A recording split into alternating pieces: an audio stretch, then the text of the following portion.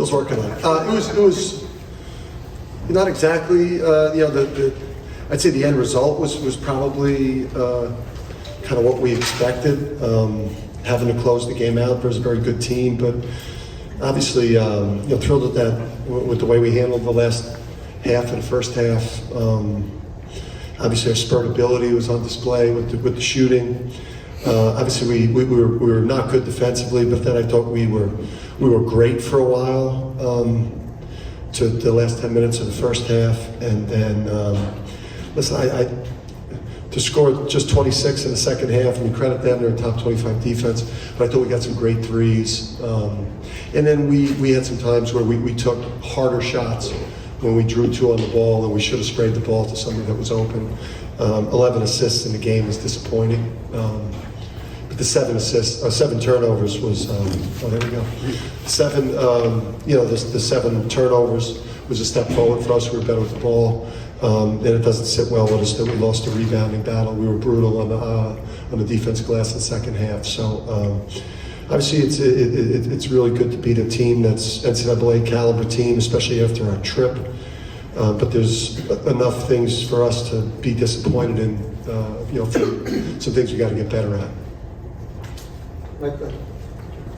Dan, considering some of the things Jordan's been through in the game he was coming off, how encouraging and rewarding was his performance tonight? It was, yeah. I mean, it was. I just think like some of the games in Portland with the concussion, he missed the time, and just trying to find a rhythm, and I think he's going to play some. He's going to have some nights like that with the way that guy shoots the ball, how quickly he gets it off, how well he uses screens, and how well he's used the shot fake to get some paint and get to the free throw line. So I mean it's you have to have that fire, that type of firepower on the wing opens up a lot of things. Andre back in the starting lineup, and obviously just another one of his kind of all-around games defensively. And really just a little bit of everything, I guess, right? Yeah, I mean the best number obviously is that 0 turnovers. I mean that's like so awesome to see. But just so much impact out there. We're a little third foul. We were, kind of struggling over when to bring him back because he's such an aggressive defender. So you're like, how much do I sit him? Because he's a stunt man, out there. So you're just afraid he could have picked up that fourth. So, but he's obviously a tremendous impact player. Unbelievable. Coach, the three of them, Adama, Andre, and Jordan, combined for 77% of the scoring. Is that sort of what you imagined when you were putting this thing together? I thought, some of our other guys that have been really giving us quality production just, had a game where they didn't make shots, or, they just it wasn't a good, and credit Oklahoma State. I mean, they make it hard on you. I mean, he's an excellent coach, and they just make it difficult on you. But our big three did what they needed to do for this team tonight, which was, to carry us offensively. Dan, you had talked yesterday about not drinking the poison, and how did you like your team's focus, going into the game? I thought it was good. I mean, obviously, shout out to the crowd. I mean, students, they were out there before I even got here today. I mean, they beat me to the game. To campus today, so, and I love our students, and obviously we love playing in here, and it was a great atmosphere. I just think if we stray from our identity and stray from the things that we emphasize in practice every day, we become vulnerable, and we don't. Again, I don't like we don't. We emphasize to everyone in our program to stay. You want to post something because it's part of their world, but just stay off of social media. Don't read what's being said about you. Just keep yourself focused on what you're doing today. Yeah, Coach, you talked about fans staying way early for this game, but what type of have you seen that type of fan reception lately? I mean, again, I'm not on social, that way, but I'd imagine, the UConn fans are, obviously really excited, and when it's filled, when I come to the arena an hour before the game, and walk in here and kind of walk down the stairs and you see the student section full like that, I mean, it's like, you know that you're in Big East season or you're playing big games now. So it's one of the best fan bases in the country. Yeah. Now, what did you see when you were looking at film of Calcaterra where you thought he would fit in here? You thought he could play role? Well, I wasn't so, I mean, I liked Joey's, I liked his synergy, we liked the games, we liked, you know, his accomplishments in production, his career, but I became really sold on Joey when we spent a couple days with him and his parents, and you see the pedigree, and you see the confidence and the just that pedigree, you know, like it's just a sharp guy that believes in himself, and yeah, so you know, Joey, you know, I mean, Joey couldn't have played better in 10, and you know, probably, you know, deserved to play, you know, probably 15 or more today. You know, I'll get him in earlier. He's earned that.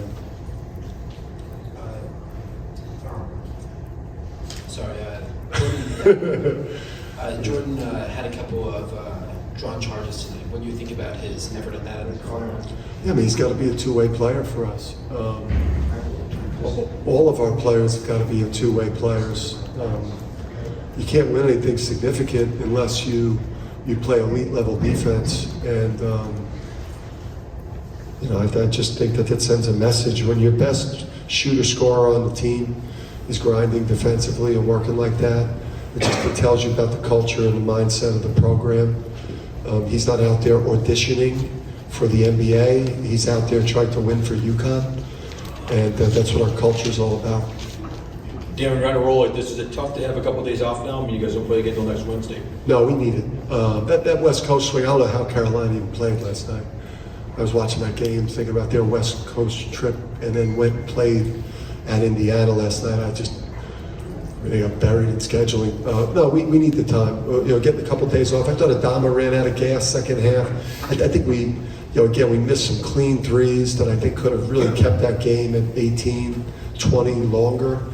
You know, but this is a group that, you know, get a day off and then a practice and then a day off and then some good prep for a really important road game for us. Is that another opportunity, your first true road game, to kind of learn out more about your team? Yeah, I mean, great teams, they win away from home. And if you want to really build a resume and send a message about how good you are, you know, we're 3-0 on neutrals, and now we get a chance to go to a big high major place on the road in Florida, you know, and play in a hostile environment. And obviously we're going to go in there highly ranked, so we're going to get a real hostile environment, and it's a chance to pick up a big road win.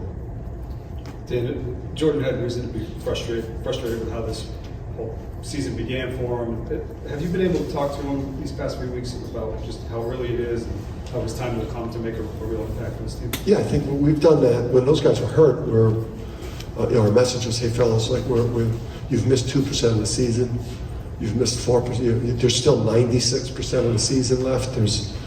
You know, obviously missed some bye games, but you're going to be on board for all the heavy hitters that we've got coming. So, you know, he's got a great mental makeup. His parents, you know, Craig and Jasmine done an unbelievable job with this kid. We're fortunate. We get kids that come from great family backgrounds that have good mindsets. Dan, from your perspective, what was the key to that run at the end of the first half? Getting stops. I mean, we got stops finally. I mean, they were shooting 60%. And credit them. I mean, they hit some tough ones. I mean, you know, Boone is really good. Obviously, Cisse had some. Anderson's really good. I mean, you know, that's like an 8-9 seed in the NCAA tournament. They're hard to play against because their defenses, again, is top 25. They're physical. They're long. They're old. But we finally got some stops, and then we were able to just get some open court opportunities. And then once we started getting some clean looks, we started executing better. But they're hard to play against. They make it look ugly for you. Coach, go ahead, Dave. Sorry. I mean, you won Sunday night with Jordan and Adama not doing much.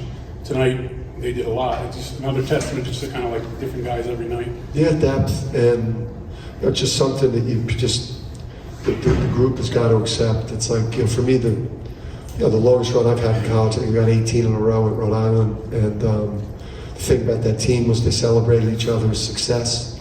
They knew that, that scoring a couple more baskets a game isn't really going to impact, career opportunities down the line. It's about putting quality on the court. It's about winning big.